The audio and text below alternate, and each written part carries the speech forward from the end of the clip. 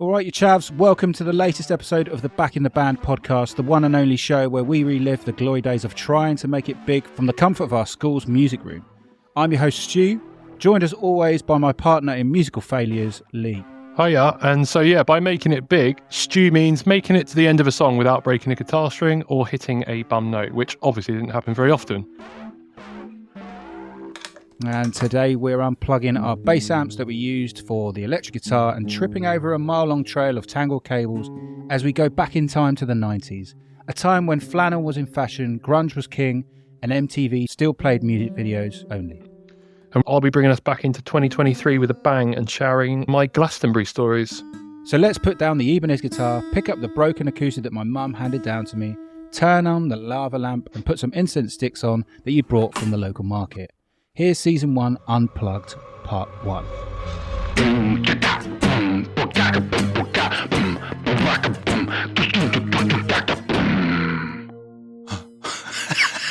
All right. Don't tell me you did it in your underwear like the video. You did not. That would have been better than what we had planned, because the song we were going to do was Last Train Home by them who shall not be named. Yeah, right? yeah.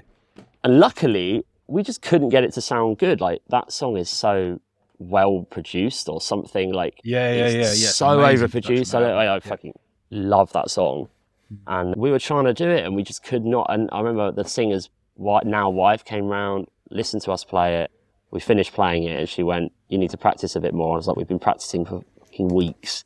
If it doesn't sound good now, There's no chance." So we changed to The Middle by Jimmy Eat World. With Counterfeit, we didn't really have any bad gigs just because we didn't really play that many. It was either the local rock fest, which happened in different villages throughout the year. There's an Arlesey Rock Fest, a Langford Rock Fest, there was the school rock fest. I think we played the local pub in Hitchin a few times. That was always quite good fun. It was weird with Counterfeit. We never had any bad gigs, but with the band that followed Counterfeit, which we're not interested in today, we had some absolute shockers. You know, like completely empty pubs, just the three of us and the barman. In London, spent a fortune getting here.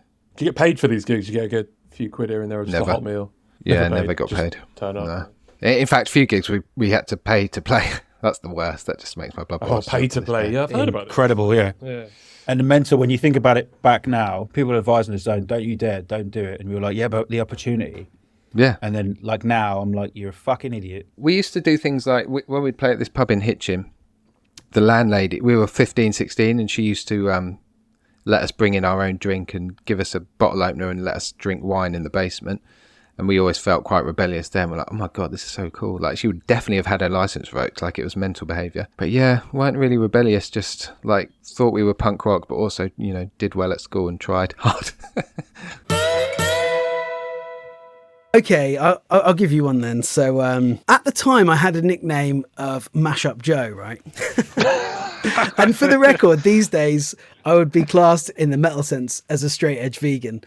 But back in the day, I was Mashup Joe. And I remember, I think I'd just been introduced to the singer, right? And we'd gone back from the Edge to an after party at his flat. And we were all sitting in there and having a drink and that. And I made that error, drinking the drink that I thought was a drink, but it was the communal ashtray in a tin. And I just spewed all over his flat, his guitar, his bed, and he didn't even have a individual toilet. It was a shared toilet amongst other halls, so I had to be kind of like dragged into the toilet, spewing everywhere. And I think he didn't stick around in the band much longer after that. I think we changed singers. But when we got to the first one, which just so happened to be on, I think it was on our AS level results night, so it should have been like a big night to go out. But we had what we thought was a big gig booked in Norwich, so we were like, fuck that, we're going to go to Norwich, we're going to play this gig. And we got there, the venue didn't know we were coming, but the sound man did. So we met this guy, and he was like, "Are you playing tonight?" And we were like, "Yeah, we are." And he's like, "Yeah, I'm sound guy," but they didn't even fucking know we were coming. And there was a room there. So in the end, we set up, we did a sound check. And there was literally not a single person in that room. So we went into the bar. So you missed your AS results night. Yeah, we went into the bar and gathered up as many people as we could get to come in. But I think maybe we had 6 or 7 people came in. We played the set and went home. And they'd left by the first song anyway. Wow. I think they stuck it out just because we would have noticed if they'd left. So I think they were just. But they were Had stuck. no choice. I Once think they you're were in, you're just in. stuck in that There's room. no go. Like, excuse me, where are you going? Where are you going? Get back here. Stop playing. So with that, do you know what time it is? No, mate, tell me. Oh, I could tell you. It's about the time she walked away from me. Nobody likes you when you're 23. And you still act like you're in freshman year. What the hell is wrong with me? My friend, I should act my age. What's my age again? What's my age again? I think it's about 37, nearly 36, but let's stick with 36. Cool, so that was some unplugged moments from season 1. Let's go back even further then, mate. I want to talk about MTV Unplugged. Do you remember much about MTV Unplugged? I just remember these like really seriously sick like panning shots from the crowd, like, you know, it was like really intimate. I wondered how impossible it must have been to get a ticket to that kind of thing, or maybe you had to live in like LA or New York or something, but I don't remember loads. You know, obviously Nirvana's was the most iconic one. What do you remember about him? I remember Nirvana's one being massive for us, and then realizing that actually like it was a really pivotal thing because it made me realize that you don't have to have everything distorted and so loud, and actually songs can take a different form and they're not just always like loud on your face, and actually some of those songs that are like that can be stripped back and sound great. Before we go any further though, mate, did you know what the very first MTV Unplugged episode was? No, obviously not. How would I know that? Tell me. No, neither did I. ChatGPT tells me that it's the band Squeeze and Oh yeah. Elliot Easton. Never heard of them. That was in 1989, so there you go. There you go. And Fact. I think it's still going on. Like I Spotify searched MTV Plugged, and there's a whole playlist of the best bits, which has got Jay-Z, like Katy Perry, Yeah. and Incubus did it, right? Incubus was quite a big one. they did various acoustic things. And I remember downloading, and this kind of goes back to the point I was starting to talk about before I got so really interrupted by my thoughts, was there was an acoustic version of a certain shade of green, which was quite pivotal as well, because again, that song was so like frantic and electric in your face, and then it's like, oh, you can actually strip it back, and that sounds quite cool. Yeah, that's kind of what I like about covers as well. They sort of make a couple of the tracks on the Nirvana one are like covers, aren't they? But you don't even recognise the originals, and just make it your own, and that's what it's all about. But like you say, yeah, it tones it down a bit, and I don't know. I think some of the best songs can be done acoustically, and If it's a good song, it works on any format. Right? Exactly. But Korn are full of good songs, but Korn are not good on MTV Unplugged. I don't want to hear it. Do I have to hear it? Can I find I it? don't need to hear Hollow Life in acoustic. It just doesn't work. But then you've got this thing where a lot of them as well. For me, if it's unplugged, then go unplugged. Like the Nirvana thing was perfect, right? Because it was everything stripped back, and then you got, like I say, like Jay-Z or Korn, and like they're great in their own medium, but on unplugged, it's just like, Yeah, probably what made the Nirvana one so epic was because I think he died pretty soon after. I might be wrong. Obviously, our listeners will email in and correct us. But I think it was like everyone was trying to watch it and detect if there was signs of his unstableness. But he put on an incredible show, and maybe that's what made that one so epic. Do you think, like, for the acoustic, right, you've got an acoustic. Do you prefer playing your acoustic, or do you still yearn for the days of electric?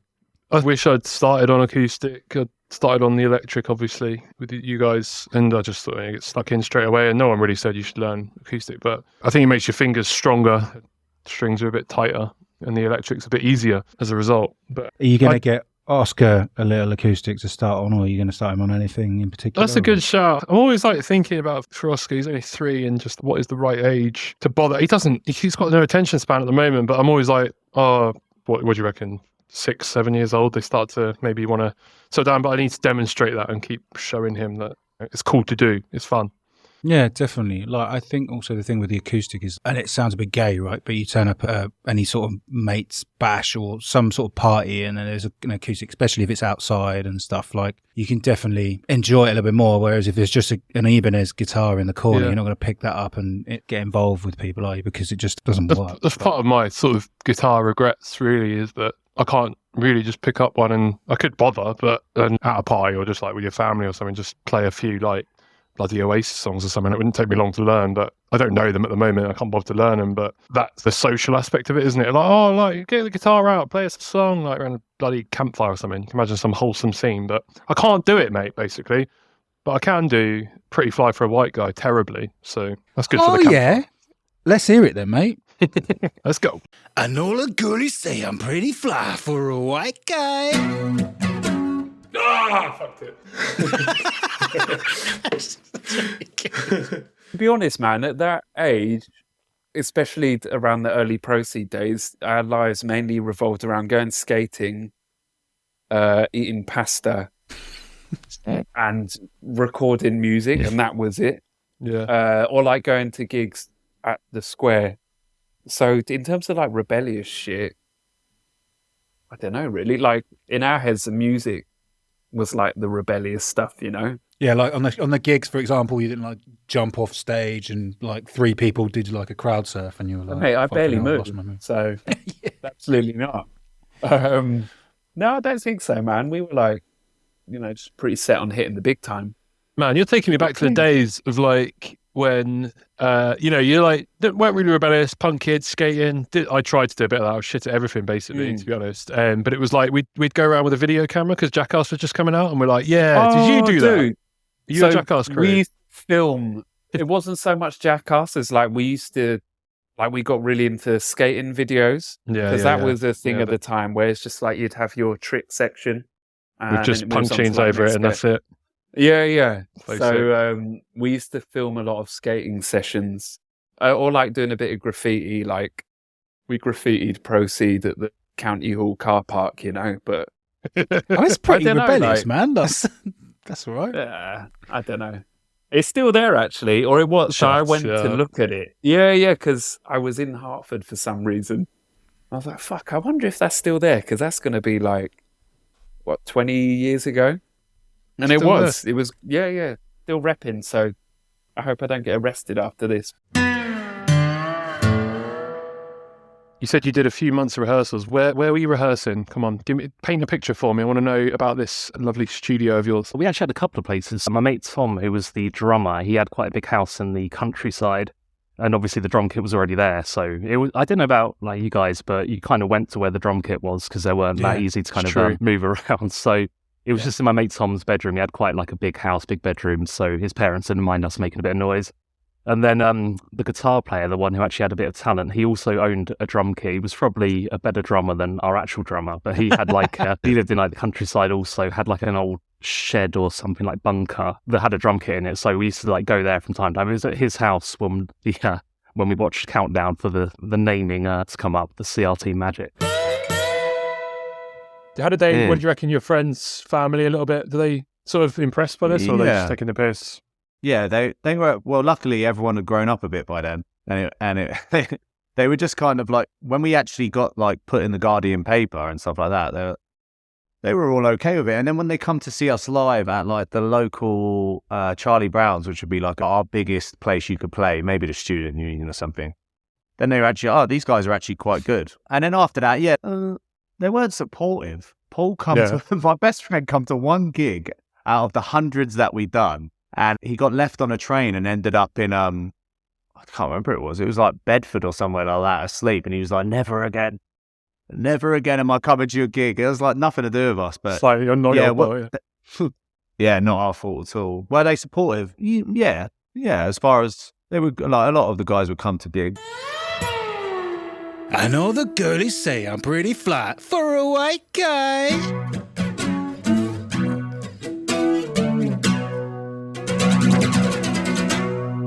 Yeah, that sounded lovely.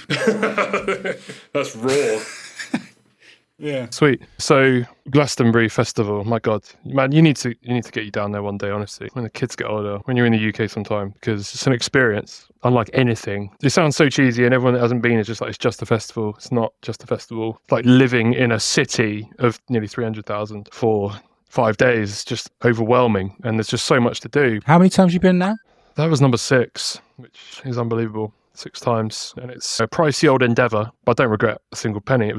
I preferred it to my holiday in Portugal, just for the things I wanted to do, like walking around a field, listening to music and chatting to strangers. Everyone was in just such a good state of mind, and we had a couple of old work colleagues, just bumping into people, really good. Loved that. But the first thing, was there was a big debate. There's a few people with kids there, and you're thinking, part of you, when you're a bit pissed, you're like, it'd be nice if Oscar was here for a bit. And then you're like, no, it wouldn't, because he's going to need a wee, or he's going to be hungry, or he's going to be tired, he's going to be horrible, and I can't bring myself round to doing it.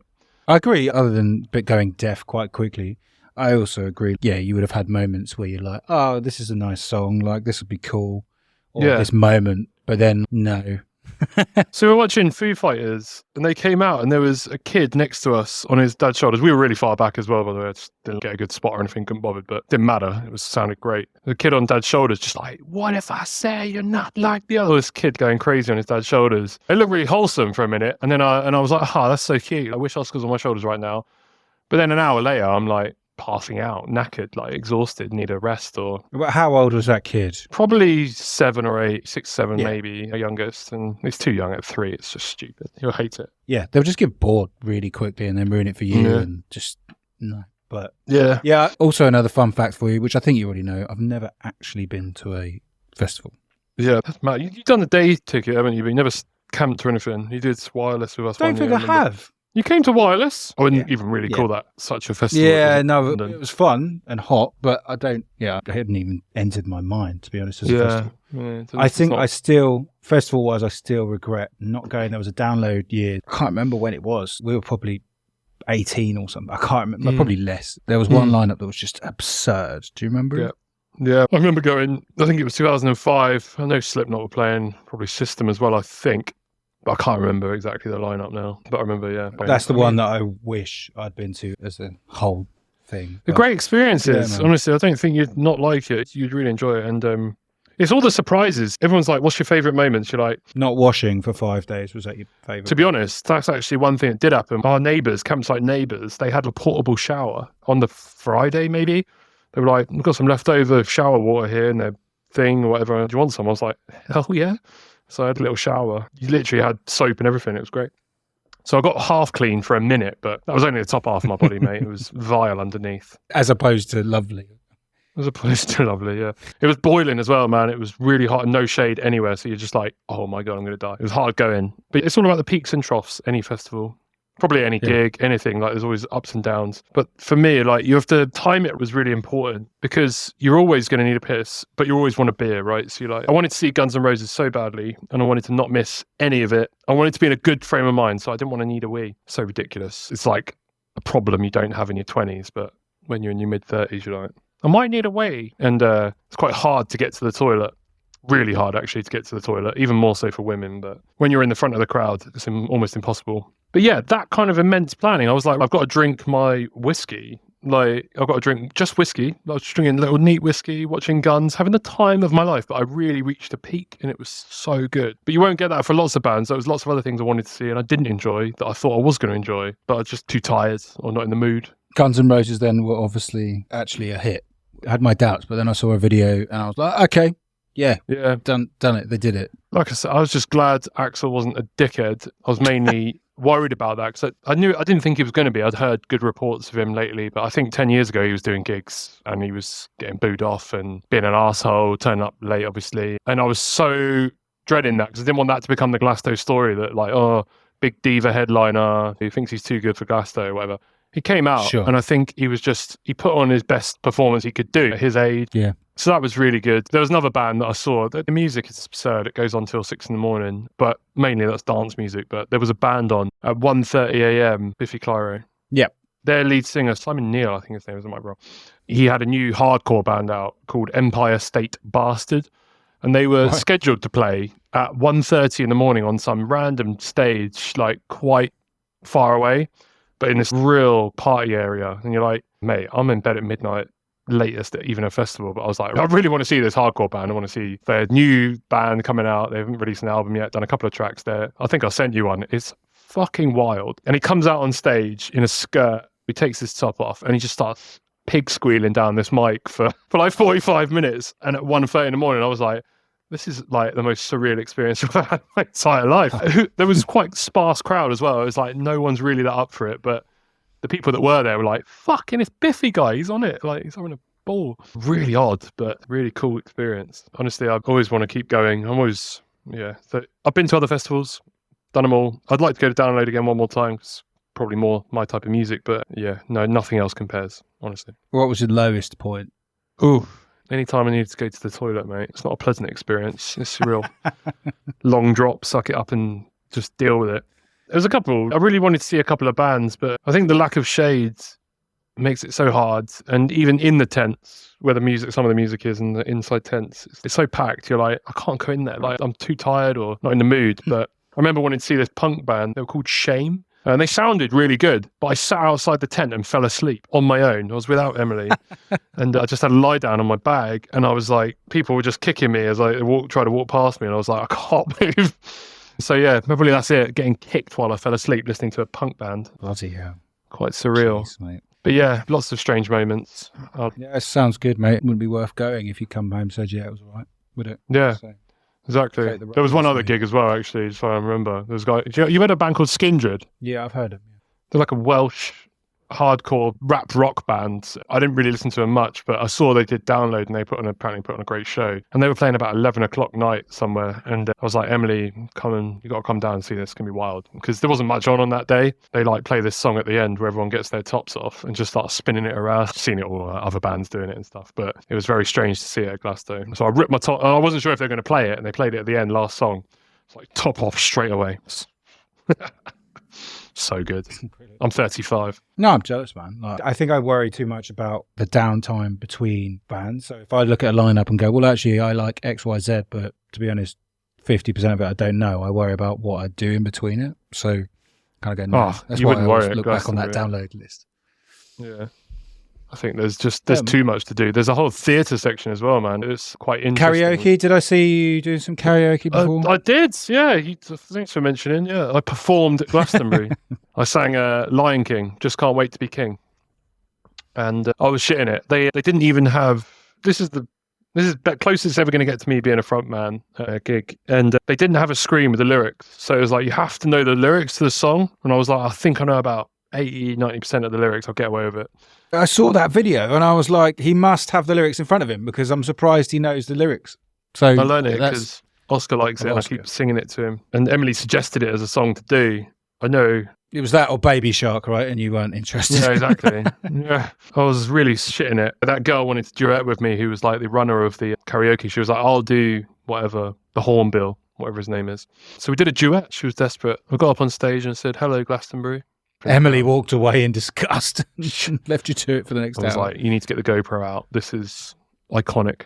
Headlined at Glasgow. Put that on the CV. Get that on LinkedIn. Headlined at the Oxfam charity stage at Glasgow. Put that on gravestone, mate. When the lights out in the dangerous, here we are now.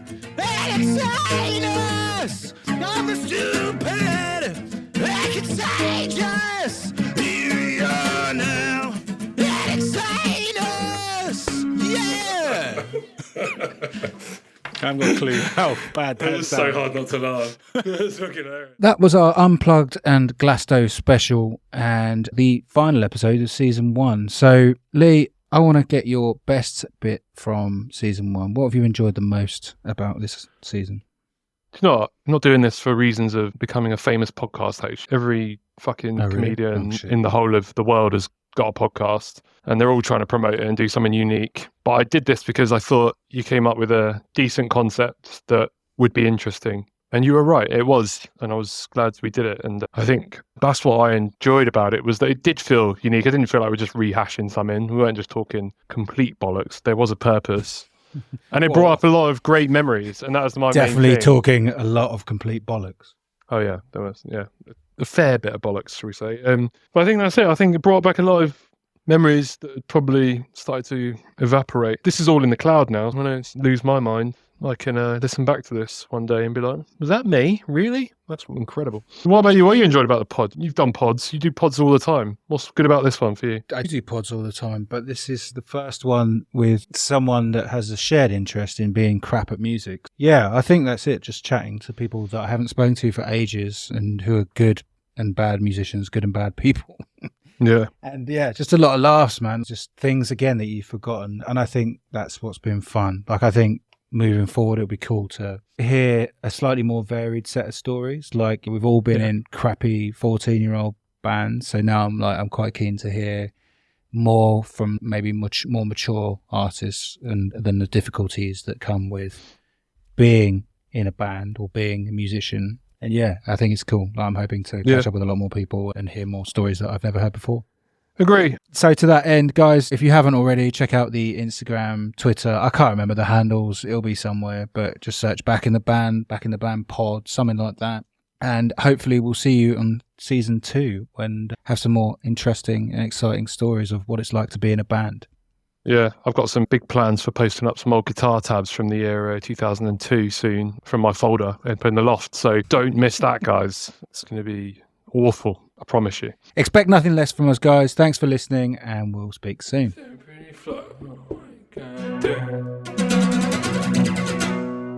It's jamming, mate. It's unplugged.